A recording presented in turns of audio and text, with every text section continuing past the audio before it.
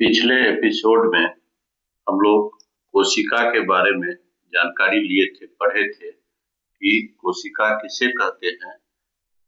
किसी भी सजीव प्राणी के रचनात्मक और क्रियात्मक इकाई को कोशिका कहते हैं। और कोशिका के बनावट के बारे में भी हम लोग चित्र बना करके पढ़े थे। यही कोशिका का चित्र है। इससे पिछले क्लास में भी हम लोग पढ़े थे कि कोशिका के जीव द्रव के बीच में ये केंद्रक रहता है।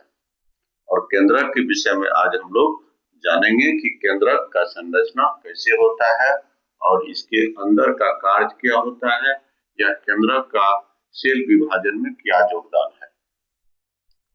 केंद्रक का यह संरचना है। इसमें यह जो है दोहरी परत का केंद्रक झिल्ली है। केंद्रक झिल्ली, यहाँ केंद्रक द्रव्य, और जिसे केंद्रक द्रव्य जो है जिसे हम लोग न्यूक्लियोप्लाज्म भी कहते हैं। उसके बाद यहाँ है, ये तंतु के समान है, टेढ़ी मेढ़ी रेखा, इसको हम लोग क्रोमैटिन जालिका कहते हैं। क्रोमैटिन जालिका कहते हैं। और यहाँ जो यह बना हुआ है अंतःप्रद्रव्य जालिका है, और उसके बाद केंद्रिका छिद्र है।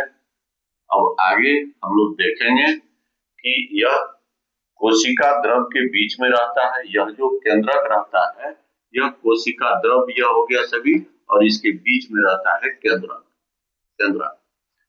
दोहरे परत की केंद्रक झिल्ली होती है। यह जो केंद्रक की झिल्ली है यह दोहरे परत का होता है। केंद्रक द्रव, यह जो केंद्रक द्रव्य है, द्रव जिसे हम लोग न्यूक्लियोप्लाज्म भी कहते हैं। और क्रोमैटिन जालिका यह हो गया, क्रोमैटिन जालिका जो डीएनए और प्रोटीन से बना होता है। डीएनए और प्रोटीन से बना होता है। डीएनए का full form deoxyribo nucleic acid, और प्रोटीन यह दोनों कार्बनिक पदार्थ है, जिसके संयोग से डीएनए और प्रोटीन से यह क्रोमैटिन जालिका बना हुआ है, जो न्यूक्लियस के अंदर रहता है। और कोशिका विभाजन के समय जब एक सेल दूसरे, अभी एक सेल यह हो गया और एक सेल यह हो गया, एक सेल से नया सेल जब बनता है तो यह जो क्रोमैटिन जालिका है यह छोटे छोटे टुकड़ों में और मोटा में बट जाता है, जिसे हम लोग क्रोमोसोम कहते हैं। जिसे हम लोग क्या कहते हैं, क्रोमोसोम गुणसूत्र कहते हैं। यह जो जब एक सेल से नया सेल बनता है तो यह जो क्रोमैटिन जालिका है यह क्या होता है, तो छोटे छोटे टुकड़ों में बट जाता है, जिसे हम लोग क्रोमोसोम कहते हैं। छोटे मोटे टुकड़े जिसे गुणसूत्र या क्रोमोसोम कहते हैं, उसे गुणसूत्र भी कहते हैं। और डीएनए के क्रियात्मक खंड को क्या कहते हैं, जीन कहते हैं। यह जीन जो है डीएनए के अंदर रहता है।